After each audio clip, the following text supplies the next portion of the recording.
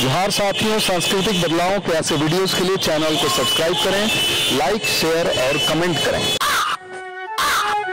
जी, आदरणीय रजन प्रसाद जी, आपका स्वागत है। रजन प्रसाद जी का बहुत बहुत स्वागत है। जी, आप सभी को मेरा सादर नमस्कार, सादर प्रणाम।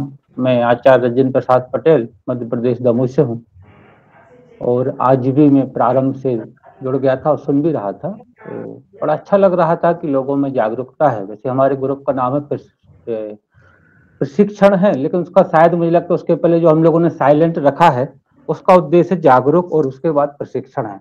तो जागरूकता भी आ रही है और जागरूकता जब आएगी तो लोग उसको सीखेंगे भी, और चूंकि हम लोगों का उद्देश्य संस्कार है तो संस्कार के बारे में सभी लोग परिचित हैं। और मुझे लगता है कि जहाँ भी मनुष्य होगा वहाँ सभी जगह संस्कार का कार्य होता ही होगा।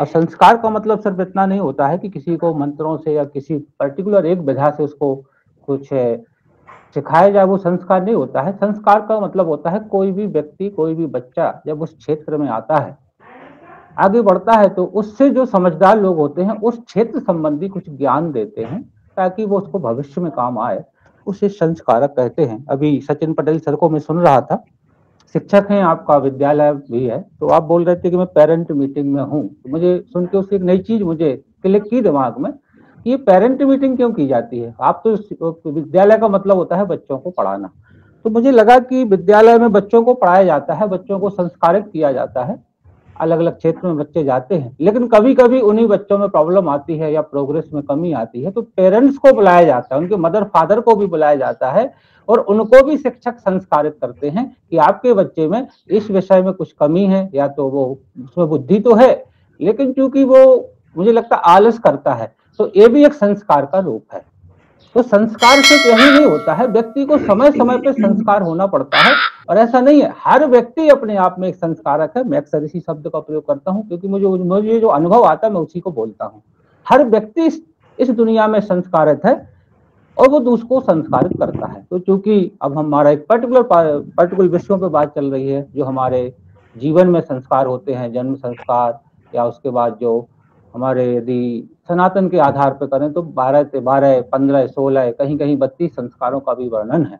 तो उन संस्कारक चूंकि आवश्यक है, परंपरा है, और जो परंपरा जो हमारे सबकॉन्शियस माइंड में बैठ जाती है, अवचेतन मन में बैठ जाती है, तो उसको व्यक्ति आवश्यक ना होने पर भी करता है। तो चूंकि हमारे मिशन का जो उद्देश्य है, हम सब लोग आज 124वीं मीटिंग में जुड़े हैं, सभी लोग अपने आप में संपन्न है, सक्षम है, सभी लोग व्यस्त हैं, उसके बाद भी समय पर 9 से 11 समय देते हैं। उसका कुछ ना कुछ कारण है, कुछ कारण है, उस कारण के हम लोग कारणों को भी ढूंढ रहे हैं और निवारणों की हम सब मिलकर विचार कर रहे हैं कि चूंकि ये संस्कार जो प्रचलन है समाज में वो आवश्यक है, तो उनको हमें करना है। ये भी हमें विचार करना है कि कितने आवश्यक हैं, उस पर भी हमें विचार करना है, और निरंतर हम लोग विचार कर रहे हैं आपस में, और उसके परिणाम भी अच्छे आ रहे हैं।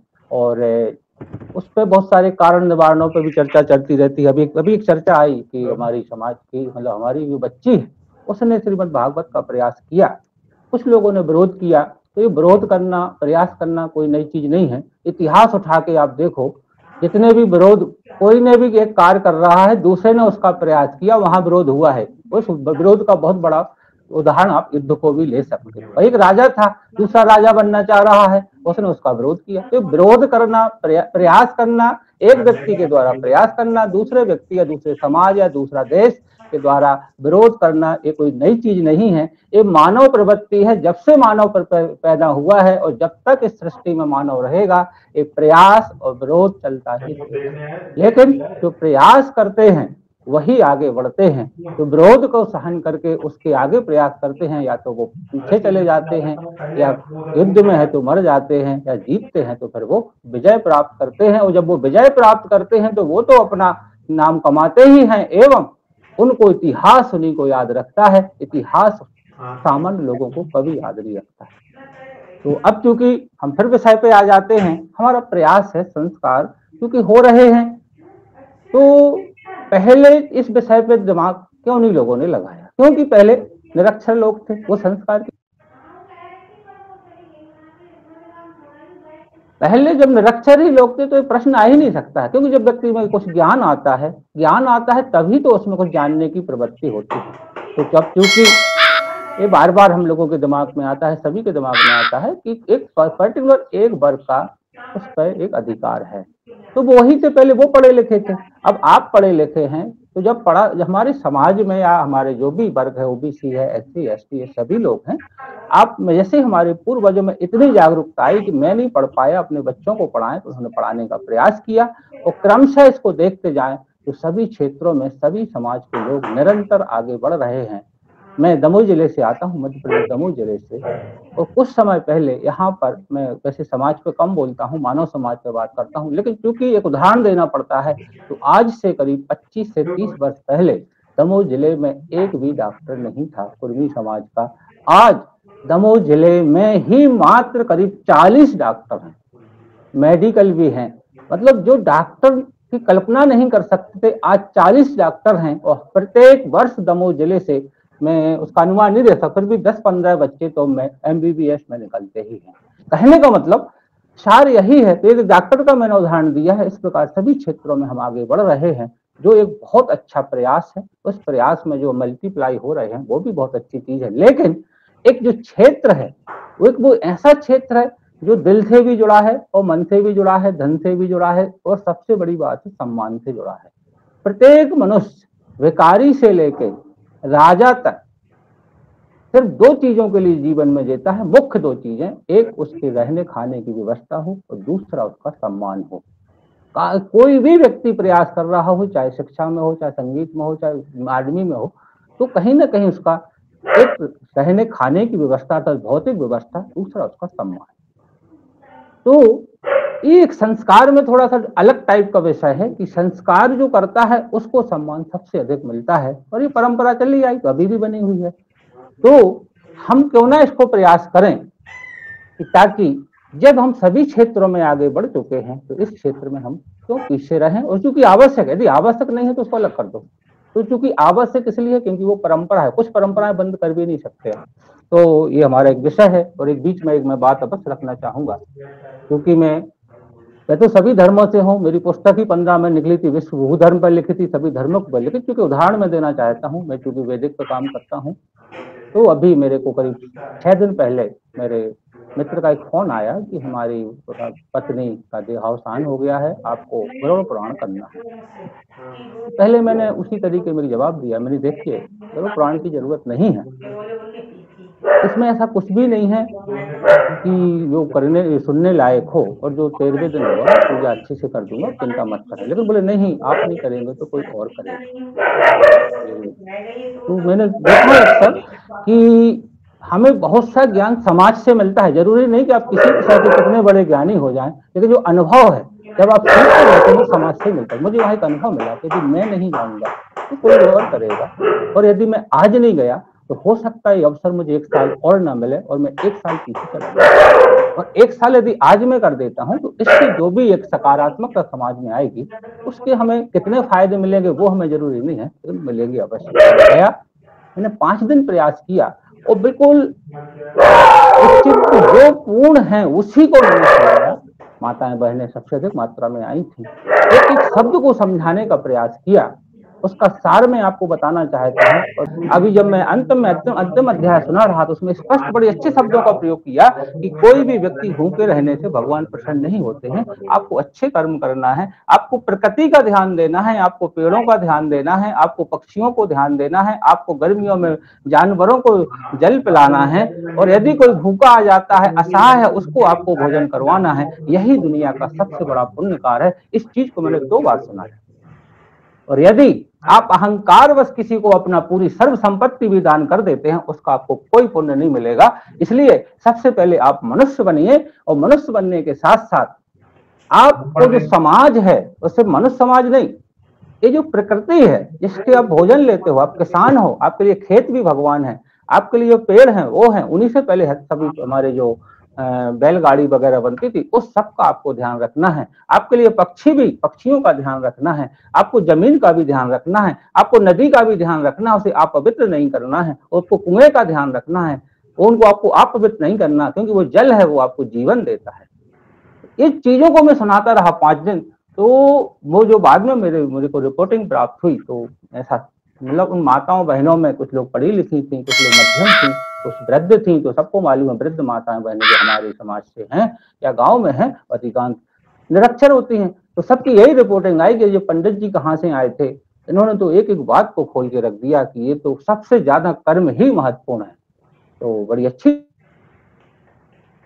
बड़ा, मुझे उसका कोई वो नहीं कि बहुत जल्दी वहां पर क्रांति आ जाए, लेकिन लोगों में एक जागरूकता आई कि हमें ऐसे पंडितों को बुलाना चाहिए।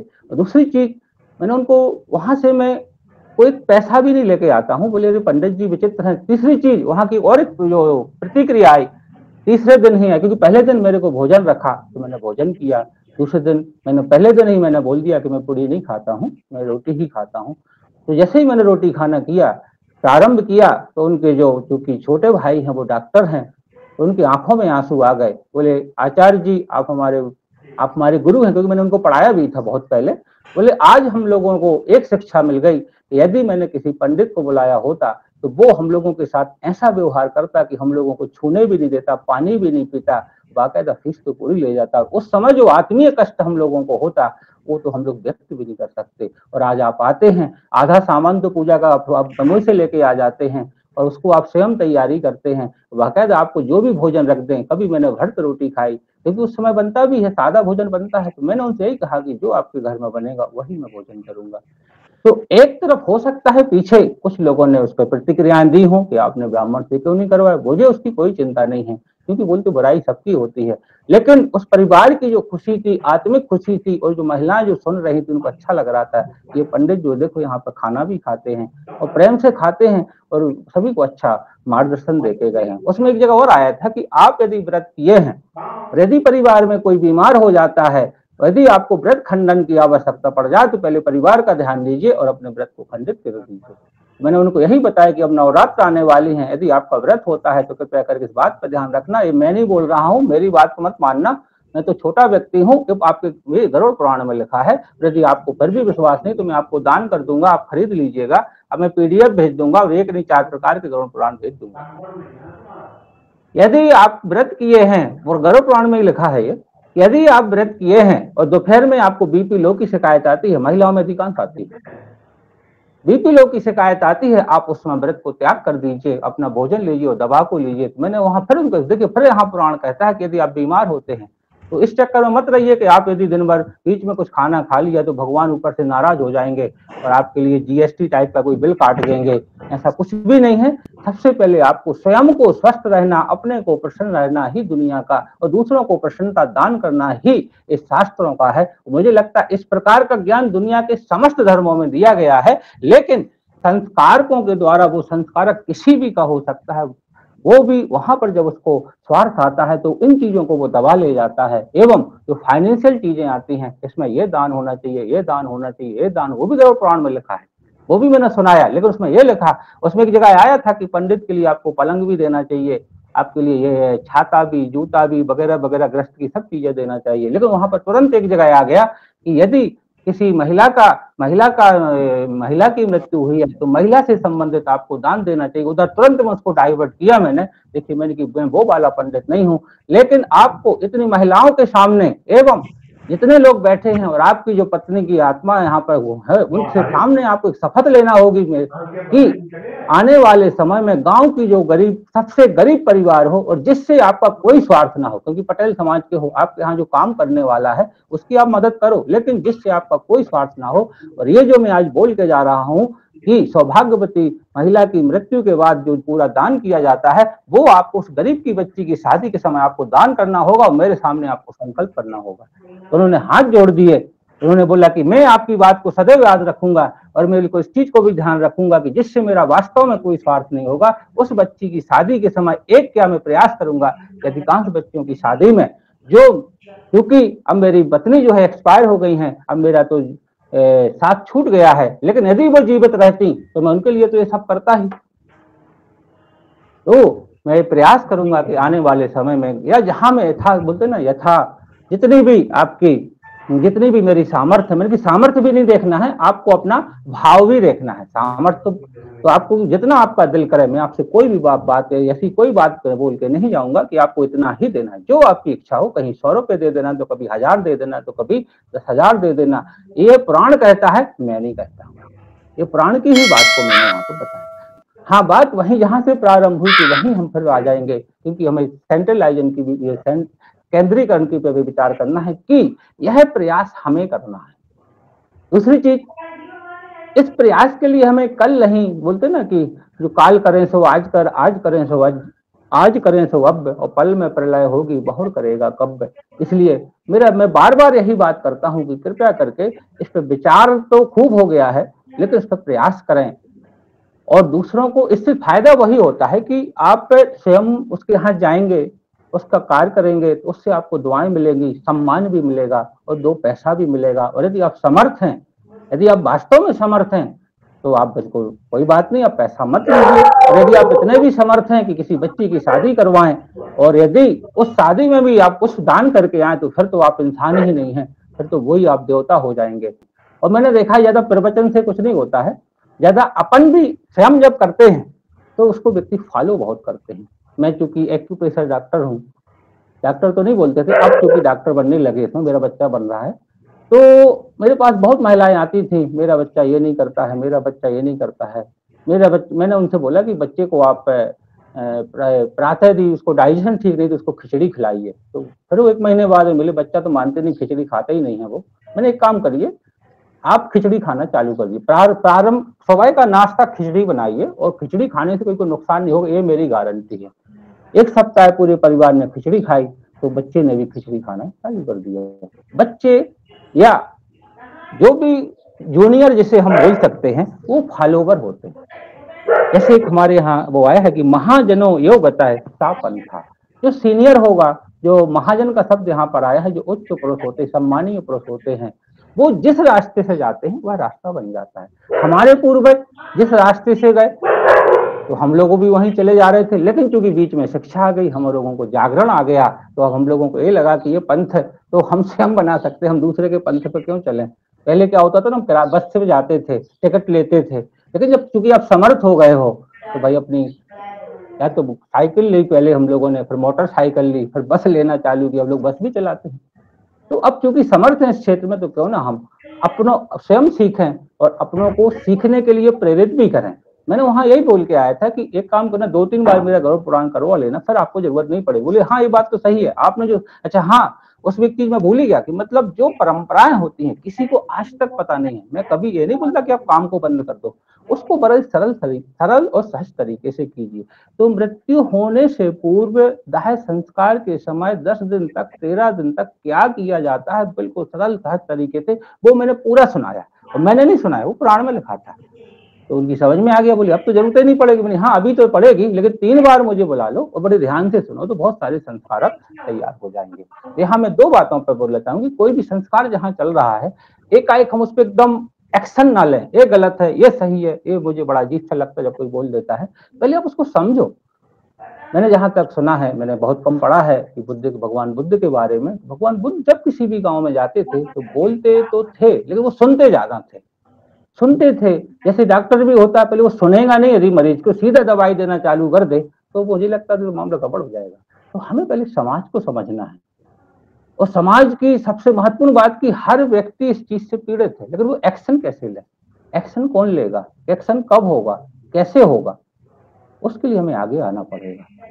मैं जिस भी गांव में जाता हूँ, आधे लोग विरोध करते हैं, और बाद में जब कोई कार्यक्रम हो जाता है, वो अगली बार करवाते तो नहीं है वो विरोध करने वाले, लेकिन बोलते बेटा अच्छा लगा यार, आपका काम अच्छा लगा, वो बहुत अच्छे तरीके से किया।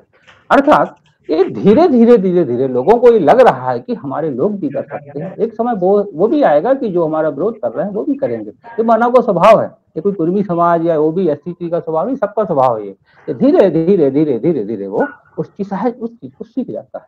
हर चीज व्यक्ति को कठिन लगती है। कठिन क्या लगती है? मानव मन सबसे पहले तो आलसी होता है, वो चाहते नहीं कि हमें कुछ करना पड़े, जिसमें वो हो गया वही करना चाहता है। उसके बाद मानव मन का ये स्वभाव है, मतलब ये अधिकांश मानव मन का स्वभाव है, जिसमें एक बार वो चला गया फिर उसको वो नया काम सीखने के लिए वो चाहते ही नहीं है।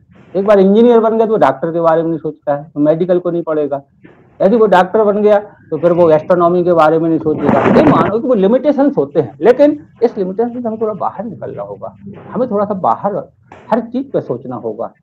हम जैसे अन्न में जाते हैं, हम ब्राह्मण के यहाँ भी जाते हैं, हम जैन के यहाँ भी जाते हैं, अन्न जंगल के पास जाते हैं। मैंने उनके एक चीज उनसे मैंने सीखी है कि वो संस्कार करते नहीं हैं, वो अन्य लोगों से करवाते, मेरे से भी करवाया उन्होंने, लेकिन उस जब संस्कार करवाए तो उन्होंने बाकायदा उस पर प्रतिक्रिया दी। प्रतिक्रिया मतलब कंपेरेटिव दिया, कंपेरेटिव स्टडी उस पर की उन्होंने। एक वो व्यक्ति हूँ जिसने 18 से लेकर 19 में जॉब भी किया और सिर्फ गूगल के माध्यम से मुंबई जाता था, दमोह जाता था, उसको पढ़ पढ़ के एमए कर लिए ज्योतिष विज्ञान में, उसी मोबाइल का उपयोग करके, उसी मोबाइल का इन 5 साल में, उसी इस जो हमारे जो इंटरनेट है, जो गूगल है, उसी के माध्यम से मैं पीएचडी लगभग समापन पर है। तो इस जो चीज आपको मिली है उसको आप सदुपयोग कैसे कर सकते हैं? यदि आपने ये नहीं जाना तो आप बुद्धिमान में नहीं आएंगे। और कुछ लोग तो ऐसे हैं कि अपनी ऑफिस में बैठे बैठे मोबाइल का इतना दुरुपयोग करते हैं, कुछ भी देखते रहते हैं, पता चला आपका सीआरई डाउन हो जाए। तो मैं यही बोलूंगा, सब लोग समझदार हैं, अच्छी, इसमें ज्यादा बोलने की जरूरत नहीं है, सिर्फ संकेत करने की जरूरत है। सब लोग समझदार हैं, सब लोग उच्च शिक्षित हैं, सिर्फ थोड़ा थोड़ा सा एक दूसरे को हम लोग जागरूक करते रहें और इस क्षेत्र में हम आगे बढ़ते रहें। जहां तक एक और बात आती है कि हम शादियों पे बहुत बड़े बड़े प्रवचन देते हैं, 13वीं पे प्रवचन देते हैं कि शादी महंगी नहीं होना चाहिए। एक दिन मैं सोच रहा था, इससे मैं भगवान बुद्ध के एक सिद्धांत को जरूर मानता हूँ, अप्य दीपो भाव। खुद भी सोचो जरा कि शादी लोग करते क्यों, हम नहीं करते तो सब महंगी क्यों करते, ये महंगी शादी क्यों करते? और क्या आपके रोकने से मान जाएंगे या किसी के रोकने से मान जाएगा कोई जो महंगी शादी करता है? कुछ तो मान जाएंगे, लेकिन उस महंगी शादी को करना, उसके साथ यदि उसकी स्टेटस जुड़ी है तो उसको भगवान, उसको कोई नहीं समझा सकता, क्योंकि वो उसका व्यापार है। मैं हमारे यहाँ जैसे या कोई भी जब नेता चुनाव के पहले यदि उसके घर में शादी होती है तो पूर्व की शादियों की तुलना करना और वो शादी की तुलना करना, वो शादी वो महंगी शादी नहीं कर रहा, उसके लिए तो बहुत बड़ी, वो उसको बहुत बड़ी सस्ती शादी, उसका सस्ता सौदा होता है। उस शादी के बल पर कितने वोटर वो अपने इकट्ठे कर लेता है, ये ज्ञान हमें समझना होगा। अर्थात वो आपके समझने तरीके तो आपसे ज्यादा समझदार है। इसी प्रकार मैं धर्म की बात करूंगा। यज्ञ जो हमारे यहाँ यज्ञों का वर्णन है, बड़े बड़े जो यज्ञ होते थे, यज्ञ के पीछे धार्मिकता कितनी थी आई डोंट नो, मेरी अभी तक समझ में नहीं आई। तो बड़े बड़े जो अश्वमेध यज्ञ होते थे उसकी धार्मिकता कितनी थी मैं अभी तक नहीं समझ पाया, समझने का प्रयास कर रहा हूँ। लेकिन उसका एक कारण था, वो शायद वो अश्व को छोड़ा जाता था, बहुत बड़ा यज्ञ, पब्लिक को इकट्ठा करना, यज्ञ को छोड़ा जाना, मतलब वो राज्य को वृद्धि की जाती है। तो अब यहाँ से कहने का मतलब इन धार्मिक कार्यों के प्रति व्यक्ति का कभी कभी व्यवसायिक क्षेत्र भी जुड़ा रहता है। ऐसे लोगों को समझाना कठिन नहीं है, बल्कि हम समझा रहे तो वो बोलेगा तो मूर्ख है, मेरा तो उद्देश्य ही कुछ और है। तो हमें हर चीज पे ध्यान देना होगा, जिसकी जो आवश्यकता, जिसकी जो सामर्थ्य, जिसका कोई, जैसे मान लीजिए कथा भी हो, आजकल भागवत भी होती है, भागवत के भी वही उद्देश्य होते हैं। भागवत में व्यक्ति प्रदर्शन ही करना चाहता है कि मैं धार्मिक हूं एवं मैं समर्थ हूं। तो ये मानव को स्वभाव है, दोनों चीजें दिखाना चाहता है वो, मैं अच्छा हूं एंड मैं समर्थ हूं, तो ये मानव को स्वभाव है। तो अब इसलिए हमें इस क्षेत्र में भी आना होगा भाई। हमें हर चीज की नकल टूक वैसे नहीं करना, हमें उस चीज को, अच्छे बुरे चीजों को विचार करते हुए, उनके सकारात्मक और नकारात्मक पहलुओं को विचार करते हुए, हमें दूरदर्शी परिणाम क्या होंगे उस पर भी विचार करते हुए आगे बढ़ना है। तो सार की बात यही है, स्वयं को जागना है, लोगों को जगाना है और ये प्रयास करना है कि अपनों के लिए, अपनों के द्वारा सबका भला हो। तो मैं अपनी वाणी को यहाँ पर विराम देता हूँ और आप सभी को मेरा बहुत बहुत नमस्कार है। बहुत बहुत धन्यवाद आचार्य जी। आचार्य जी, एक चीज और अगर समय हो तो आचार्य जी के पास थोड़ा जोड़ लें, जो वाला पाठ है ना, जो वैदिक विश्वविद्यालय के बारे में संक्षेप में आप बता दें। जी जी जी जी हाँ बिल्कुल, मैं बताना चाहता हूँ, ये बहुत महत्वपूर्ण चीज है। ये इतनी महत्वपूर्ण है, मुझे कल परसों जो कृपया करके से वैसा ना ले, लेकिन मैं तो हर चीज पे थोड़ा सा सोचता रहता हूँ। तो जैसे अभी वो देख रहे थे ना कि हाई कोर्ट के जज के यहाँ पैसा मिला, लेकिन चूंकि वो हाई कोर्ट के जज हैं तो एकाएक वहां जांच नहीं बैठा पा रहे हैं। कहने का मतलब, यदि आप योग्यता के साथ, मैं नहीं कभी से बोलूंगा कि भगवान करे आप डिग्री पाके कुछ गलत कार्य करें, लेकिन डिग्री का एक अपना महत्व होता है। और जितने लोग, सब लोग अभी जॉब में हैं, मुझे नहीं लगता बिना डिग्री के संभव होता है। पहले तो जाति जैसा भी होते थे, अब तो बिना डिग्री के संभव नहीं है। तो इस संस्कार की दो विधियां हैं, एक तो आप किसी से सीख लें, प्रारंभ करें, लेकिन भारत में अभी 19 संस्कृत एवं वैदिक विश्वविद्यालय हैं, सिर्फ वैदिक एवं संस्कृत विश्वविद्यालय 19 हैं। 2 केंद्रीय विश्वविद्यालय हैं, एक केंद्रीय विश्वविद्यालय दिल्ली है और दूसरा है लाल बहादुर शास्त्री केंद्रीय विश्वविद्यालय। इसमें से मध्य प्रदेश में है जो महर्षि पाणिनि है, जहां से मैं पीएचडी कर रहा हूँ, और अभी 2 दिन पहले इसको नैक भी प्राप्त हो गया है। नैक की जो होता है ना, वो भी प्राप्त हो गया है। तो कहने को, इसके अलावा जितने भी भारत में विश्वविद्यालय हैं उनमें कहीं ना कहीं ज्योतिष, वास्तु, संस्कृत या पुराण वगैरह भी रहते हैं, लेकिन जो शुद्ध हैं, विशुद्ध हैं, वो 19 हैं। तो इसमें पहले लोगों को मालूम नहीं था कि यहाँ पर क्या सभी लोग शास्त्री है और आपका आचार्य और पीएचडी कर सकते हैं, लेकिन धीरे धीरे अब लोग इसमें प्रवेश कर रहे हैं, क्योंकि वहाँ कोई भी प्रकार का अवरोध नहीं है। दूसरी चीज, पहले स्पष्ट विज्ञापन नहीं निकलता था कि ओबीसी एसटी को पीएचडी में और बच्चों के लिए और नौकरी के लिए रिजर्वेशन है। अब लेकिन उनको मजबूरी में पूरी सीट निकालना पड़ती है कि इतनी ओबीसी को, इतनी एसटी को, एससी को, अर्थात अब आपके लिए सीट ही रिजर्व है, वहां पर सीट प्रोफेसर के लिए रिजर्व है। तो यदि आपने अध्ययन नहीं किया तो कल्पना क्यों करते हो? भविष्य में जब आप बोलोगे कि वहां कोई भी ओबीसी एसटी का नहीं है, ये गलती उनकी नहीं होगी, ये गलती हमारी होगी। हमने बच्चों को भेजा नहीं वहां पे। और मजे की बात, यदि आपने शास्त्री और ये करवा के शास्त्री आचार्य पीएचडी करवा दी, तो जब भी कभी ओबीसी एसटी की सीट निकलेगी तो 100% एपी तो होना ही है, क्योंकि वहाँ कंपटीशन ओबीसी एसटी एसटी को है ही नहीं। तो कृपया करके इसमें तो वही है, आम के आम और गुठलियों के दाम।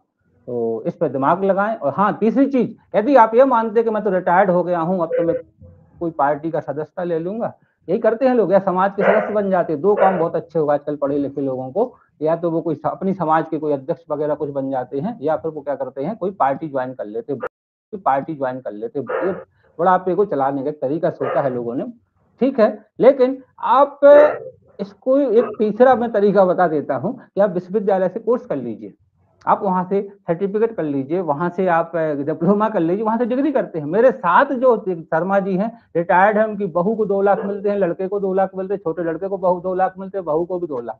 रिटायर्ड हैं, वो भी हमारे साथ पीएचडी करते हैं। और अभी मैंने जो भी ज्योतिष सीखने का विज्ञापन निकाला, उसमें ब्राह्मण सबसे ज्यादा आए। मैंने बोला कि आप क्या चाहते हो? वो अभी नौकरी करते, बोले देखिए सर, रिटायर होने के बाद हम क्या करेंगे?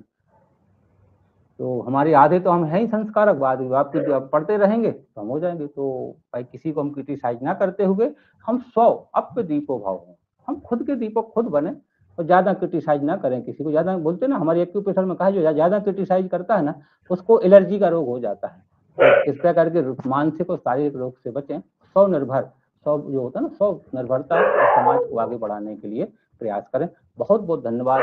और मेरे शब्दों में कहीं भी कोई त्रुटि आ गई हो तो उसको बढ़िया, उस पर गुस्सा भी हो, मुझे गुस्सा बड़ी अच्छी लगती है। मैंने कुछ गलत बोला, उस पर इतने गुस्सा हो ताकि मेरी बार बार आपको याद आए। लेकिन एक कार्य जरूर प्रारंभ करें। मेरे लिए गुस्सा मंजूर है, लेकिन आप कार्य ना करें वो मुझे मंजूर नहीं है। बहुत बहुत धन्यवाद। बहुत बहुत धन्यवाद आदरणीय आचार्य जी, की तरफ से बहुत बहुत धन्यवाद। आपने बहुत ही महत्वपूर्ण बातें रखी सबके बीच।